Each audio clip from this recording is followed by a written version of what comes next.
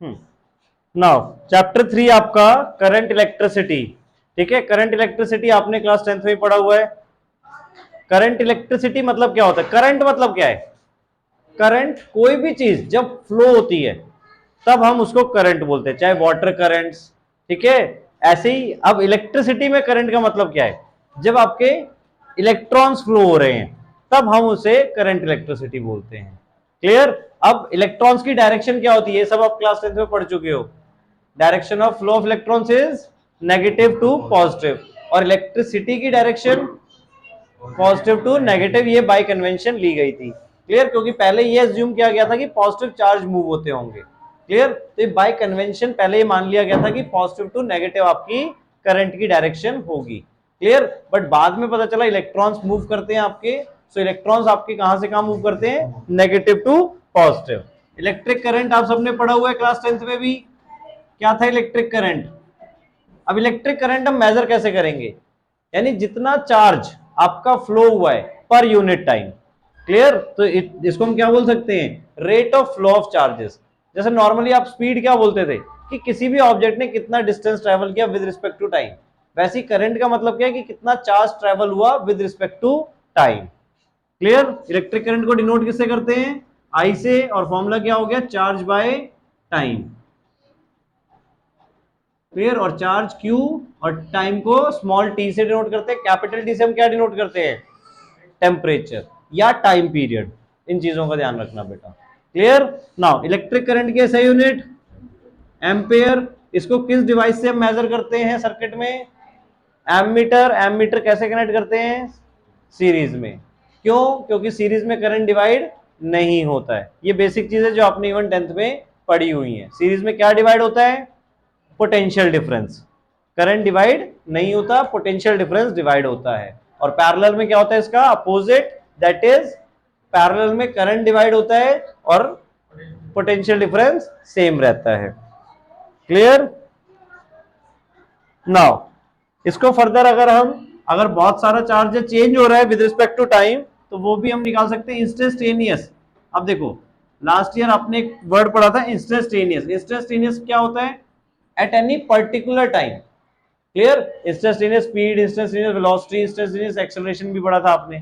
तो वैसे instantaneous current को भी हम बना सकते हैं। So I equals to dq by dt, ये बन जाएगा आपका। क्लियर? यहां तक ऐसा यूनिट क्लियर हो गई। Now electric current in conductors. तो कंडक्टर्स में आपका इलेक्ट्रिक करंट कैसे फ्लो होता है? सरफेस पे फ्लो होता है। आपको हमने लास्ट चैप्टर में बताया था क्या कि कंडक्टर के अंदर जो इलेक्ट्रिक फील्ड होती है वो जीरो हो जाती है। आपका चार्ज जो मूव करता है वो सरफेस से मूव करता है कंडक्टर्स के। क्लियर? नाउ ओम्स लॉ आप सबने पढ़ा हुआ है क्लास 10th में। क्या था Ohm's law? Ohm's law, the potential difference across two ends of a conductor is directly proportional to the amount of current flowing through it provided temperature remains the same। कि आपका temperature जो है वो उस time पे constant रहना चाहिए। ऐसा क्यों? क्योंकि यहां पे जब हम डायरेक्टली उसमें का साइन हटाते हैं तो एक कांस्टेंट टर्म आती है, that is R। R stands for resistance. Clear? अगर हम एक फिक्स्ड मटेरियल क्या रेजिस्टेंस की बात कर रहे हैं, फिक्स्ड वायर की बात कर रहे हैं रेजिस्टेंस की, तो वो अगर चेंज होगी तो टेम्परेचर के बेसिस पे वो चेंज हो सकती है, अगर हम उसकी लेंथ एरिया चेंज नहीं कर रहे हैं तो। क्लियर? वैसे रेजिस्टेंस किस किस फैक्टर्स के ऊपर डिपेंड है? लेंथ, एरिया और टेम्परेचर। ठीक है? और नेचर ऑफ द मटेरियल। मतलब अगर हम बेसिकली बोले तो नेचर ऑफ मटेरियल के ऊपर डिपेंड है, और टेम्परेचर चेंज होगा तो नेचर ऑफ मटेरियल चेंज होगा। क्लियर? तो चाहे तो आप तीन फैक्टर्स भी मेनली बोल सकते हो, लेंथ, एरिया और नेचर ऑफ मटेरियल। ठीक है? और नेचर ऑफ मटेरियल को हम किससे डिनोट करते हैं? रेजिस्टिविटी से। किससे? रेजिस्टिविटी। सो आर का फॉर्मूला क्या बनता है आपका? R equals to rho L by A. ठीक है? आर डायरेक्टली प्रोपोर्शनल है लेंथ के, आर इनवर्सली प्रोपोर्शनल है एरिया के। ये सब आपने इवन क्लास 10th में पढ़ा हुआ है कि लेंथ बढ़ेगी तो रेजिस्टेंस बढ़ेगा। Clear? For a simple example आप ट्रैफिक जाम का सोच सकते हो। क्लियर? ट्रैफिक जाम लगा हुआ है, लेंथ ज्यादा होगी तो रेजिस्टेंस आपको ज्यादा फेस करना पड़ेगा। एरिया ज्यादा कर देंगे वहां पे तो क्या हो जाएगा? रेजिस्टेंस ऑटोमेटिकली कम हो जाएगा। क्लियर? जहां एक लाइन में 10 गाड़ियां दिख रही थी, आप 10 लेन लगा दोगे तो 10 लेन में एक एक गाड़ी दिखेगी फिर आपको। क्लियर? तो रेजिस्टेंस कम हो जाएगा एरिया बढ़ाने से। और तीसरा फैक्टर आपका नेचर ऑफ मटेरियल, वो फिक्स्ड है। क्लियर? क्योंकि वो आप मटेरियल का चेंज नहीं कर सकते। क्लियर? वो टोटली डिपेंड करता है टेम्परेचर ऑफ मटेरियल के ऊपर, कि जो टेम्परेचर है, ठीक है, और जो नेचर जिस टाइप का वो बना हुआ। अब जैसे हम वुडन की वायर बनाने की कोशिश कितनी भी कर ले, या रबर की वायर बनाने की कितनी भी कोशिश कर ले, बट वो इंसुलेटर है तो इंसुलेटर है। क्लियर? यानी उनके अंदर करंट फ्लो हो ही नहीं सकता है। क्लियर? ये फॉर्मूला बेटा, where rho stands for resistivity. Resistance की ऐसा यूनिट क्या है? रेजिस्टेंस की ऐसा यूनिट ओम। रेजिस्टेंस की ऐसा यूनिट क्या है? ओम। ओम्स लॉ से डिनोट हुआ है, इसलिए ओम ही इसकी ऐसा यूनिट है। ठीक है? सिंबल जो हम यूज करते हैं उसको हम ओमेगा बोलते हैं ग्रीक लेटर में। ठीक है? ग्रीक लेटर में सिंबल का नाम ओमेगा है। ठीक है? ऐसा यूनिट ओम है। रेजिस्टिविटी की ऐसा यूनिट क्या बनेगी? ओम मीटर। ठीक है? रेजिस्टिविटी की ऐसा यूनिट ओम मीटर। कैसे? और रेजिस्टिविटी के लिए फॉर्मूला आपका बन जाएगा rho equals to R A by L. Clear? तो यहां से हम रेजिस्टिविटी के ऐसा यूनिट भी डिराइव कर सकते हैं। क्लियर यहां तक? नाउ नेक्स्ट यूनिट आपकी बेटा करंट डेंसिटी। करंट डेंसिटी, अब जैसे नॉर्मली हम डेंसिटी की बात करते थे तो वहां पे हम वॉल्यूम के रिस्पेक्ट में लेते थे। यहां पे करंट डेंसिटी को हम डिनोट करते हैं जे से, जो कि एक वेक्टर क्वांटिटी है। और फॉर्मूला क्या आपका? आई बाय ए, करंट पर यूनिट एरिया। ठीक है? जितना एरिया के रिस्पेक्ट में होगा आपका करंट, उसको हम करंट डेंसिटी बोलेंगे। Now vector form of Ohm's law. अब आप सबने नॉर्मल फॉर्म तो देखी हुई है ओम्स लॉ की, that is V equals to I R. अब अगर हमें ओम्स लॉ को वेक्टर फॉर्म में डिनोट करना है, तब हम क्या कर सकते हैं? V equals to I R. अभी आपने देखा आर का formula in terms of length and area क्या था? रो L by A. So R की जगह हमने rho L by A put कर दिया। नाउ एल को इधर शिफ्ट कर दिया, so V by L equals to I rho by A. So V by L, याद करो हमने चैप्टर 2 में क्या डिनोट किया V बाय एल को? Electric field intensity. सो जो कि एक वेक्टर क्वांटिटी है।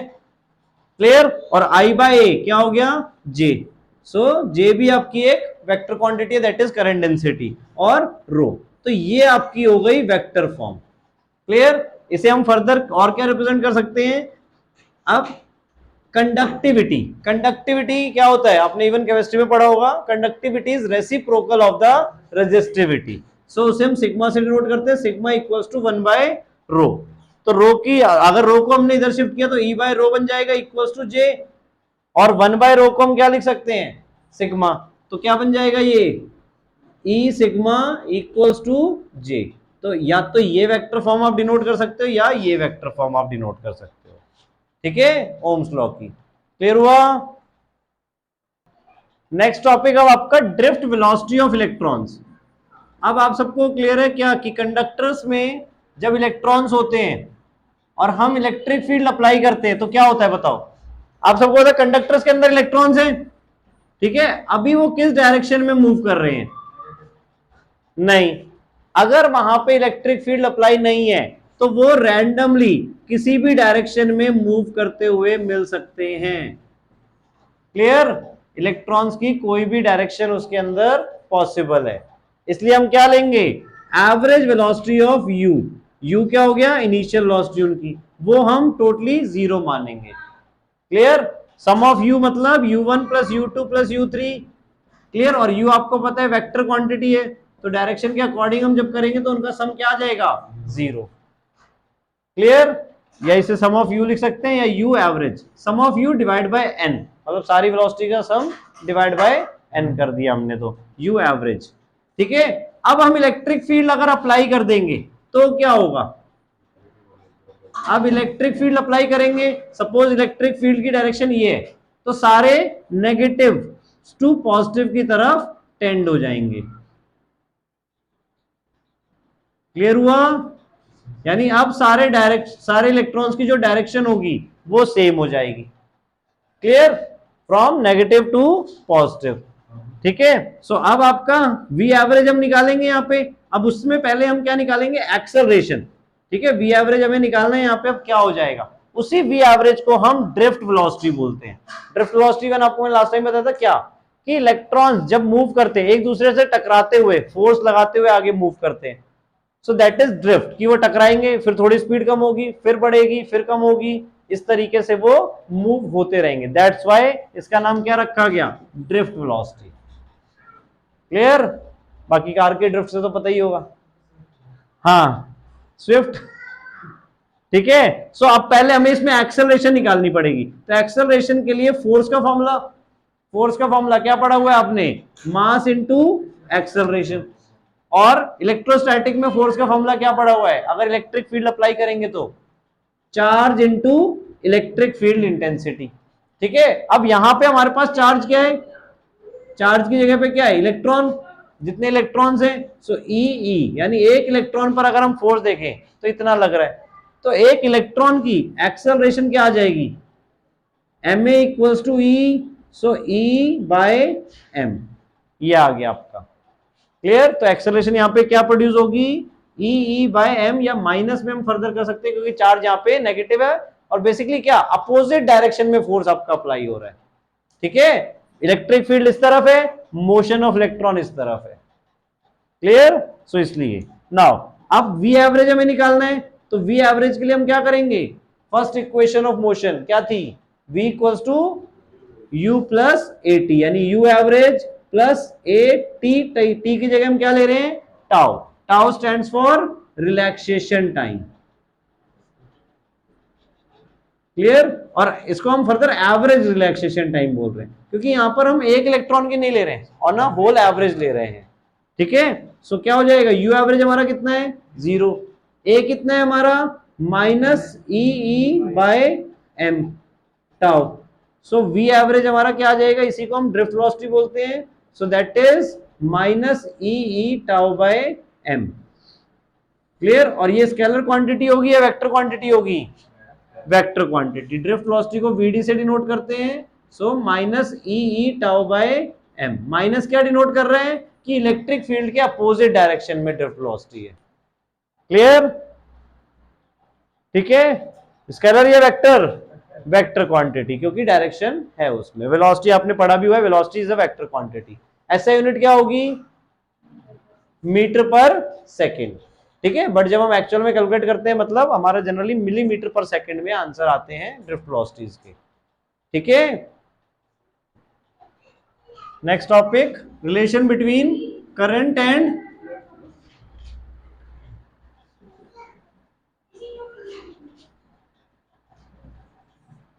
अब सपोज कोई भी कंडक्टर है तो उसमें क्या फ्लो हो रहा है, इलेक्ट्रॉन्स। अब हमने n मान लिया, n नंबर ऑफ इलेक्ट्रॉन्स हैं पर यूनिट वॉल्यूम। n क्या है, number of electrons per unit volume किसी भी कंडक्टर में। क्लियर? कंडक्टर जनरली हमारा सिलेंड्रिकल इन शेप होता है। Area of cross section a, l उसकी लेंथ हो गई। हाँ बेटा, अब Q इक्वल्स टू आपने पढ़ा क्या होता था, NE, N stands for total number of electrons. तो अब यहाँ पे टोटल नंबर ऑफ इलेक्ट्रॉन्स कितने होंगे, ये स्मॉल n क्या है, number of electrons per unit volume है, तो टोटल नंबर ऑफ इलेक्ट्रॉन्स क्या होंगे, this n multiply by volume multiply by charge of electron. Clear? तो कितना बन जाएगा चार्ज हमारा, n इंटू वॉल्यूम। वॉल्यूम क्या होगा इस कंडक्टर का, a into L, so into E, so finally Q आपका क्या हो गया, NaLe। ठीक है, शॉर्ट फॉर्म नाले। ठीक है, n है हमारा number of electrons per unit volume. अब हमें टोटल नंबर ऑफ इलेक्ट्रॉन्स चाहिए, तो इंटू वॉल्यूम कर दिया हमने, इंटू वॉल्यूम कर दिया। n क्या है, number of electrons per unit volume, तो टोटल नंबर ऑफ इलेक्ट्रॉन्स कितने होंगे, number of electrons per unit volume into volume, volume into charge of electron, Q equals to NE, जो आपका नॉर्मली फॉर्मूला है। क्लियर? वॉल्यूम आ गया AL, ठीक है, इंटू एल और इंटू ई, तो फाइनली क्या बन गया, Q इक्वल्स टू NaLe यानी नाले।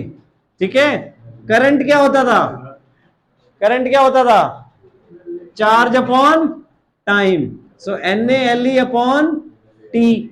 अब L अपॉन टी, ये बताओ क्या होगा, L क्या है, डिस्टेंस, मतलब डिस्टेंस यहां से यहां इलेक्ट्रॉन्स आपके मूव कर रहे हैं, और टी क्या है, time. So distance upon time is speed. So कौन सी speed, drift velocity. So n A E V d. So current और ड्रिफ्ट वेलोसिटी का रिलेशन बन गया n A E V D.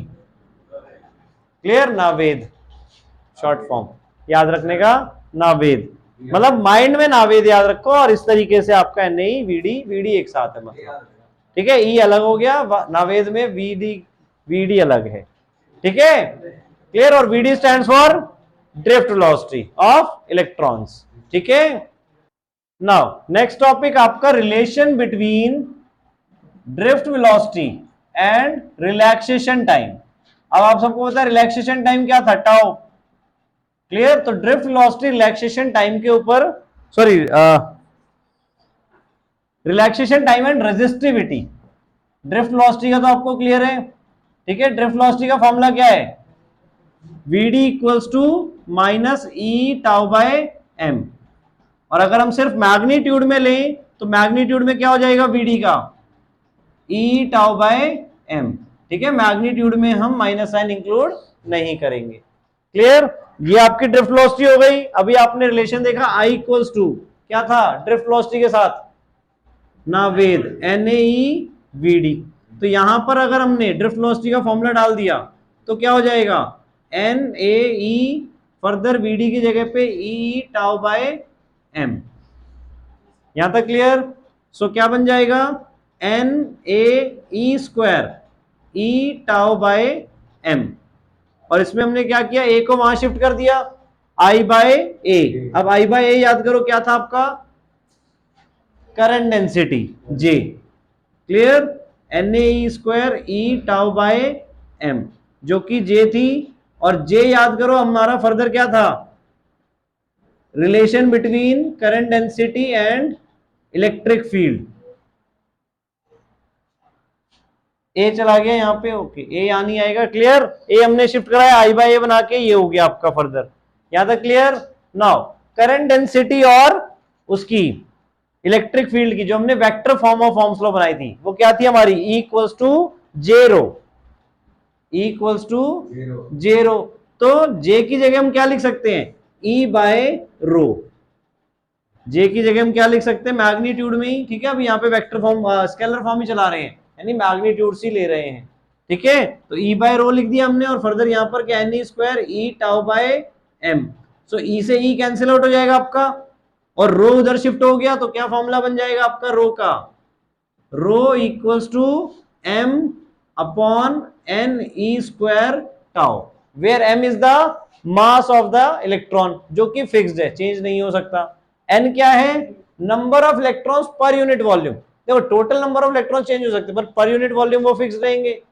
ई क्या है आपका, चार्ज ऑफ इलेक्ट्रॉन जो कि फिक्स्ड क्वांटिटी है। So rho is inversely proportional to tau, ठीक है। टाउ आपका रिलैक्सेशन टाइम, ठीक है। तो अगर रिलैक्सेशन टाइम ज्यादा होगा तो रेजिस्टिविटी कम हो जाएगी, और रिलैक्सेशन टाइम कम होगा तो रेजिस्टिविटी ज्यादा होगी। रिलैक्सेशन टाइम कम होने का मतलब इलेक्ट्रॉन्स ज्यादा कोलाइड कर रहे हैं, अगर ज्यादा कोलाइड करेंगे तो उसके बेसिस पे आपकी रेजिस्टिविटी, ज्यादा कोलाइड करेंगे, ज्यादा कोलाइड करेंगे तो रिलैक्सेशन टाइम कम तो रेजिस्टिविटी ज्यादा। जैसे हम बोलते हैं कि अगर हम टेम्परेचर बढ़ाएंगे तो रेजिस्टिविटी बढ़ती है, क्यों बढ़ती है, टेम्परेचर बढ़ाएंगे तो ज्यादा हीट अप होंगे, हीट अप होके वो मूव करेंगे, मूव करने की वजह से वो आपस में कोलिजन ज्यादा करेंगे, तो रिलैक्सेशन टाइम कम हो जाएगा, क्लियर। और यही चीज अगर हम कंडक्टिविटी के बेसिस पे बोले तो कंडक्टिविटी आप सबको पता है रेजिस्टिविटी की रेसिप्रोकल होती है। So conductivity equals to n e square tau by m. तो रेजिस्टिविटी डायरेक्टली प्रोपोर्शनल हो जाएगी टाउ के, क्लियर। ध्यान से नोट कर लो,